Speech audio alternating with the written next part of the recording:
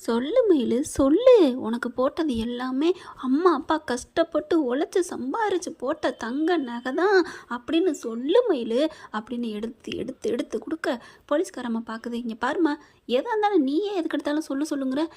உன் பொண்ணு சொல்கிற மாதிரி தெரியலையே, எனக்கு என்னமோ நீ சொல்கிறது பூரா பொய்யோன்னு தோணுது. ஐயோ அம்மம்மா அப்படிலாம் இல்லை அப்படின்னு பாக்கியம் கத்துறாங்க. அப்புறம் என்னம்மா, உண்மையிலே ஒரு பொண்ணு பாதிக்கப்பட்டிருந்தா உன்னை விட நீ தான் கத்துற, ஆனால் உன்னை விட அங்கே அனுபவிச்ச உன் பொண்ணு என்ன பண்ணியிருக்கணும், மேடம் மேடம் என் வாழ்க்கையை கெடுத்துட்டாங்க, என்னை கொடுமைப்படுத்தினாங்க, என் நகையெல்லாம் தங்க நகையாக இருந்துச்சு, எல்லாத்தையும் பித்த நகையை மாற்றிட்டாங்க, என்னை அப்படி அடித்தாங்க வச்சாங்க அப்படின்லாம் சொல்லியிருக்கணும். ஆனால் இது என்னடனா என்னமோ 2ஆம் கிளாஸ் பிள்ளை படிப்படியே கையையும் காலையும் நெளிகிற மாதிரி நெளியுது. என்னம்மா நினச்சிட்டு இருக்கீங்க?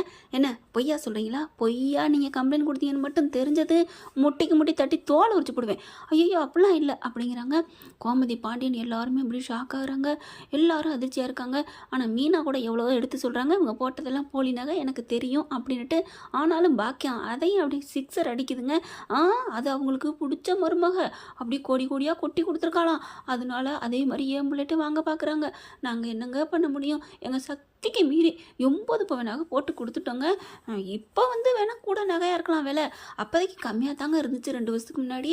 அப்போ அதனால் நாங்கள் வாங்கிட்டோங்க. எனக்கு போட்ட எங்கள் அம்மா போட்ட நகையே இருந்துச்சு, அதுக்கு மேற்கொண்டு ஒரு 10 பவுன் சேர்த்து போட்டேம்மா. மற்றபடி அது எல்லாமே தங்க நகை. இங்கே பாருங்கள், உங்கள்கிட்ட இதெல்லாம் கேட்கல. இங்கே பாருமா இந்த பொண்ணு, நீ என்ன சொல்கிற, உங்கள் அம்மா சொல்கிறது உண்மையா? அது மேடம் மேடம் இங்கே பாரு, இந்த நகை பூரா உன் நகையா இல்லையா அதை மட்டும் சொல்லு.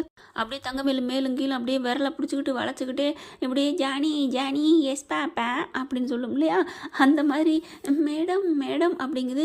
சொல்லுடி, வாழ்க்கையை காப்பாற்றிக்கடி அப்படிங்குது. செடப் அப்படின்னு ஒரு அடி கொடுக்குறாங்க பெரம்பால். அந்த போலீஸ்காரம்மா டப்புன்னு வாய முடியுது. சொல்லுடி அப்படிங்கல. தங்கமேல் என்ன பண்ணுது, அது ஒரு எடுப்பார் கைப்பில் தானே. ஆமாம், எங்கள் அம்மா சொன்னது உண்மைதான் அப்படின்னு சொன்னோன்னே சரவணன் அப்படியே மயக்கம் போட்டு கீழே விழுகிறாரு. அடி பாவின்னு. அப்புறம் எல்லாரும் போய் தூக்குறாங்க. என்னாச்சு ஏதாச்சும் அப்படின்னுட்டு, என்ன இப்படி இந்த மாதிரி புழுகுறா அப்படின்னு. அக்கா என்னக்கா இப்படிலாம் சொல்கிற? மீனா நான் என்ன பண்ணுவேன் மீனா, எனக்கு வேறு வழியாக இல்லை. எங்கள் மாமா என்னை ஏற்றுக்கணும், அதனால தான் நான் இப்படிலாம் சொல்கிறேன்.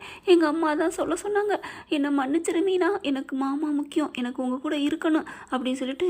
அக்கா இப்படிலாம் சொன்னால் சேர்த்துக்க மாட்டா அக்கா? இல்லையே, எங்கள் அம்மா சொன்னிச்சே 80 பவுன் கொடுக்க முடியாமல் உன்னை கூட்டிகிட்டு போவாங்கன்னு.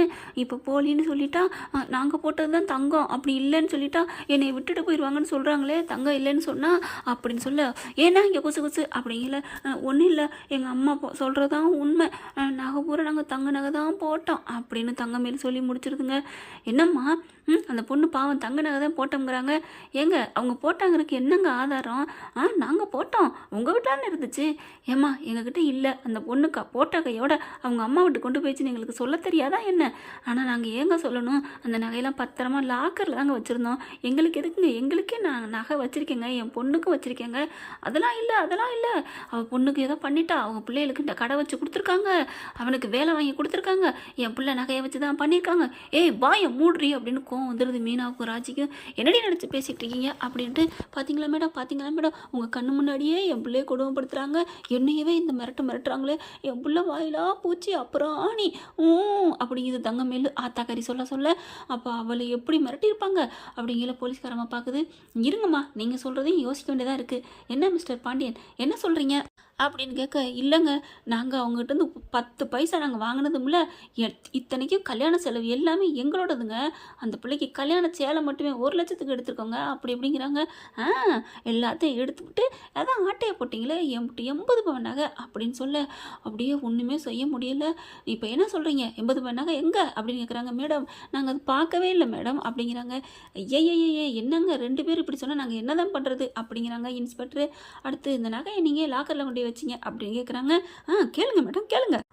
அதுக்கு உன் மக தான் இந்த வீட்டுக்கு திருட வந்தான்னு சொன்னான், அதனால தான் கொண்டு போய் லாக்கரில் வச்சோம். இல்லைன்னா ஓ நகையை நாங்கள் ஏன் தொடுறோம், அது கருப்பா சிகப்பான்னு தெரியுமா என்ன அப்படின்னு சொல்ல. ஐயோ மண்டையை பிச்சுக்கிற மாதிரி இருக்கே, ஊரில் எத்தனையோ கேஸை நான் பார்த்துருக்கேன், ஆனால் உங்கள் கேஸை கட்டிக்கிட்டு நான் படுற பாடு இருக்கே ஐயோ அப்படின்னு சொல்லிட்டு. இப்போ என்னம்மா முடிவு பண்ணுறீங்க? எங்களுக்கு 80 பவுன் நகை வேணுங்க அதெல்லாம் இல்லைங்க, அவங்க போடவே இல்லை அப்படின்னு சரவணன் சொல்கிறாரு. இதெல்லாம் கோர்ட்டுக்கு போனால் நிற்காதுப்பா, அவங்க போட்டேன்னு சொல்லுவாங்க. சபையில் எழுதி கொடுத்துருக்காங்களா? ஆமாம் எழுதி கொடுத்துருக்காங்க, போய் வேணால் பாருங்கள். அந்த வீடியோவில் இருக்கிற நகை இதே தான். என்ன அது தங்கம் மாதிரி இருக்குது, இப்போ இது பித்தளையாக இருக்குது அப்படின்னு சொல்ல, அதான் அதே தான், அதே மாதிரி மாடலில் நீங்கள் வாங்கி வச்சுருக்கீங்க, நீங்கள் எப்பேற்பட்ட ஆள் அப்படின்னு பாக்கியம் அடித்து பேச, இப்போ என்ன பண்ணலாம் அப்படிங்கிற, 80 நகையை கொடுக்க சொல்லுங்கள், இல்லைன்னா என் பொண்ணை வாழ சொல்லுங்கள், நான் கேஸை வாபஸ் வாங்கிறேன், என் 80 நகை வேணாம், போயிட்டு போகுது, என் பொண்ணு வாழ்கிற இடம் தானே, 80 நகை நாங்கள் தானமாக கொடுத்துட்டு போகிறோம் அப்படின்னு சொல்ல, பரவாயில்லையே அப்படின்னு போலீஸ்காரர் சொல்லல, ஆமாங்க நாங்கள் எப்போவுமே பெருந்தன்மை தான், நாங்கள் எல்லாருக்கும் அள்ளி கொடுத்த வள்ளல் தான். ஐயோ அப்படின்னு மீனாவுக்கு செம்ம காண்டாகுது. அதுக்கப்புறம் என்னம்மா சொல்கிறீங்க அப்படிங்கல, 80 நாங்கள் வாங்கவே இல்லைங்க, அந்த நகையை நாங்கள் தொட்டு கூட பார்க்கலன்னு எவ்வளோ அடித்து சொல்கிறாங்க. அடுத்து பார்த்தா தர முடியாதுன்னு சொன்னால் ஒன்றும் பண்ண முடியாது, கோர்ட்டுக்கு போனால் எதுவுமே பேச்சே இல்லை அப்படிங்கிறாங்க. அப்புறம் பாண்டியன் பார்க்குறாரு, இப்போ என்னங்க அதுக்கு ஒரு பேரை வழியே இல்லையா? வழி இல்லைம்மா, நீங்கள் ஒன்று 80 கொடுங்க, இல்லைன்னா அந்த பொண்ணை வாழ வைங்க அப்படிங்கிறாங்க. 80 கொடுக்க முடியாது அப்படின்னு சரவணன் துள்ளுறாரு. அதுக்கப்புறம் பாண்டியன் பார்க்குறாரு, இருங்க 80 டைம் கொடுக்கலாமா, ஒரு 2 வருஷம், 80 நாங்கள் எங்கே கொடுக்க முடியும், இவளை கட்டின பாவத்துக்கு எங்களுக்கு டைம் கொடுங்க. அந்த டைம் கொடுக்குற வேலையெல்லாம் வேணாம் மேடம், இப்போவே நாளைக்கே எங்களுக்கு கொடுக்குறாந்தா கொடுக்க சொல்லுங்கள், இல்லைனா இப்போயே கூட்டிகிட்டு போங்க, இல்லைனா நான் போய் சுப்ரீம் கோர்ட் வரைக்கும் போவேன், நான் எங்கே வேணாலும் போவேன், கமிஷனர் ஆஃபீஸ் போவேன் அப்படி இப்படிங்குது. இந்த வக்கீலுக்கே காசு கொடுக்க வைக்கல, ஆனால் இவங்க இப்படி பேசுகிறாங்க. அதுக்கப்புறம் பாண்டியன் பார்க்குறாரு, இப்படி பண்ணுறியா, உனக்கு இருக்குடி ஆப்பு, உனக்குத்தான் உலகத்தில் இருக்க திறமை பூரா தெரியும் நினச்சிட்ருக்கியா, எனக்கும் தெரியும்டி, நான் போனால் போயிட்டு போது உலகத்தில் இருக்க மக்களை ஏமாற்றக்கூடாது, நல்லபடியாக வாழ்ந்துட்டு போவோம்னு நினச்சேன், என்னையே கடைசியாக என்னையும் அரசியல்வாதி ஆக்கிட்டேன்னு அர்ஜுன் சொன்ன மாதிரி இங்கே பாண்டி என்ன பண்ணுறாங்க, ஓகே மேடம் நான் அந்த பொண்ணை கூட்டிகிட்டு போகிறேன் மேடம் அப்படிங்கிறாங்க. என்னது அப்படிங்கிற தங்கமேலுக்கு சந்தோஷம். பாத்தியாடி நான் சொன்ன மாதிரியே அம்மா இப்போ நம்புறியா, உன் மாமனார் ஏற்றுக்கிட்டாரு, ஆமாம்மா இப்படியே இருந்துக்கோ, சரிம்மா சரிம்மா அப்படிங்கிறாங்க. என்ன மிஸ்டர் பாண்டியன் கேள, ஆமாங்க நான் அந்த பொண்ணை வச்சு வாழ வைக்கிறோம் அப்படிங்கிறாங்க. பாண்டியன் ஒரு சரவணன் அப்பா அப்படிங்கிறாங்க, சும்மா இருடா, இதெல்லாம் முடியாதுப்பா, வாழ முடியாதுப்பா, கொஞ்சம் பொறுமையாக நான் சொல்கிறது கேளுடா அப்படிங்கிறாரு.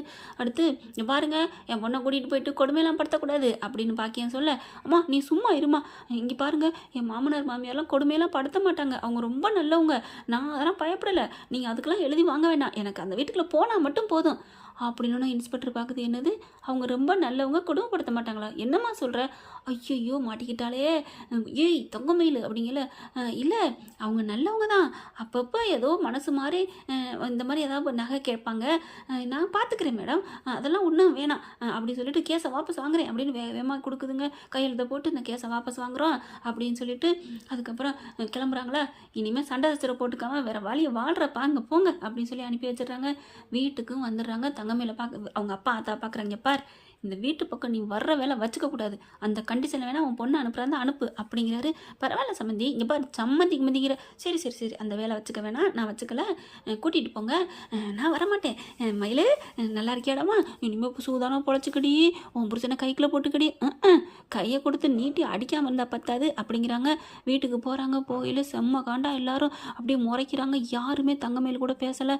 சரவணன் என்ன பண்ணுறாரு, டக்கு டக்குன்னு தென்மணிக்கில் அள்ளி வச்சுக்கிட்டு வெளியில் கிளம்புறாரு. மாமா அப்படிங்கிறாங்க, ஏ அப்படின்னு ஒரு விரலை காமிக்கிறாரு, வேச்சு வார்த்தையை வச்சுக்காத அப்படின்னு சொல்லிட்டு கிளம்பிடுறாரு வீட்டை விட்டு. இங்கே யாருமே தங்கமயில் கூட பேசவே இல்லை, அப்படியே ஆதரவற்றவங்க மாதிரி நடு கூடாரத்தில் நிற்கிறாங்க. அவங்கவுங்க வேலையை பார்க்குறாங்க.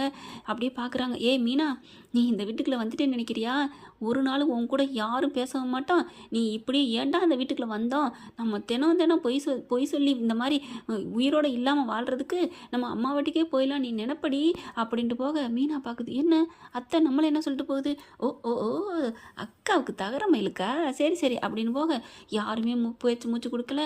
சரவணன் என்ன பண்ணுறாரு, வீட்டை விட்டே கிளம்பிடுறாரு. போயிட்டு ஆனால் சொல்லிட்டு தாங்க போகிறாரு கதிர்கிட்ட, கதிர் நான் எப்போ வேணாலும் வர்றேன் உனக்கு பேசுகிறேன், ஆனால் இப்போதைக்கு நான் பேசுவேன்னு நினைக்காதீங்க, நான் இந்த மூஞ்சிலே முழிக்க மாட்டேன், கொஞ்ச நாளைக்கு என்னை யாரும் தேடாதீங்க, தயவு செஞ்சு எனக்கு ஃபோன் ட்ரை பண்ணாதீங்க அப்படின்னு ஃபோனையும் அங்கேயே கொடுத்துட்டு அங்கேயே வச்சுட்டு அங்கேருந்து கிளம்பிடுறாருங்க. அதுக்கப்புறம் சரி ஒரு மாதம் கழிச்சாவது என் நம்பருக்கு கால் பண்ணுவியா, ஏதாவது அன்னோன் நம்பர்லேருந்து பண்ணுறேன்டா அப்படின்னு சொல்லிட்டு அங்கேருந்து கிளம்பிடுறாரு. வராரு. இங்கே பார்த்தா சரவணனை காணன்னு ஒப்பாரி வச்சுக்கிட்டு இருக்குது அந்த பிள்ளை தங்கமயில். அம்மாவுக்கு கால் பண்ணுவோமா, வேணாம் அம்மா ஏதாவது சொல்லும் அப்படின்ட்டு பார்த்தா 2-3 நாள் ஆகுதுங்க. தினம் யாருமே பேசலை. இந்த பிள்ளைக்கு தங்கமயிலுக்கு அப்படி பைத்தியம் பிடிக்கிற மாதிரி வருது. ரொம்பவும் அதனால் இருக்க முடியல. சரவணன் எங்கே, மாமா எங்கன்னு மீனாகிட்ட ராஜிட்ட கேட்க அப்படின்னு எல்லாரும் திரும்பிக்கிறாங்க. எத்தனை உறவுகளோடு இருந்தாலும் உறவாக அன்பாக இருக்கணுங்க, அப்போ தாங்க நல்லா வாழ முடியும். இங்கே முத்துவேலு சத்துவேலு என்ன ஆச்சு, ஏன் இப்படி கூட்டந்தியன்னு கேட்குறாங்க. நடந்ததெல்லாம் சொல்கிறாங்க. ஓ, மாப்பிள்ளை சூப்பர் ஐடியாவோட தான் பண்ணியிருக்காரு, பரவாயில்ல இவளுக்கெல்லாம் இதுதான் சரியான தண்டனை அப்படின்னு நினைக்கிறாங்க. அப்போ தான் வருது, வந்துட்டு பார்க்குது தகர மயில் இப்படியே அடுப்புள்ள போய் சாப்பிட்டும் சாப்பிடாமையும் யாருமே பேச மாட்டேங்கிறாங்க. அந்த பிள்ளைனால இருக்க முடியலைங்க. பெட்டி படிக்க கட்டிட்டு, அத்தை நான் வர்றேன், நான் பண்ணதெல்லாம் தப்பு தான், எனக்கு இங்கே இருக்க முடியலை, அவரும் இல்லை, நீங்கள் யாரும் பேச மாட்டேங்கிறீங்க, நான் கிளம்புறேன் அப்படிங்கிற அப்படி பார்க்குறாங்க. பயப்படாதீங்க அத்தை, மறுபடியும் நான் கம்ப்ளைண்ட் கொடுக்கவும் மாட்டேன், அம்மா கொடுத்தாலும் நான் அதை நான் சம்மதிக்கவும் மாட்டேன், நான் போகிறேன் அப்படின்ட்டு போகுது. எல்லாரும் அப்படியே பார்க்குறாங்க. என்ன ஃப்ரெண்ட் இப்படி போனால் பார்க்க எப்படி இருக்கும், நல்லா இருக்குமா நல்லா இருக்காதா, தங்கமேலு பண்ணுறது சரியா தப்பான்னு கமெண்ட்ஸில் சொல்லுங்கள் ஃப்ரெண்ட்ஸ். தேங்க்யூ. இந்த வீடியோ உங்களுக்கு பிடிச்சிருந்தா தயவு செய்து லைக் பண்ணுங்க. இன்னும் அப்டேட்ஸ்க்காக சேனலை சப்ஸ்கிரைப் பண்ண மறக்காதீங்க. நம்ம கிட்ட இருக்க எல்லா சேனல்ஸோட லேட்டஸ்ட் வீடியோ அப்டேட்ஸ்க்காக மேல ரைட் சைடுல காட்டுற லிங்கை கிளிக் பண்ணி வாட்ஸ்அப் குரூப்ல ஜாயின் பண்ணுங்க. உங்களிடம் விடைபெறுவது நான் உங்கள் மெஹர்.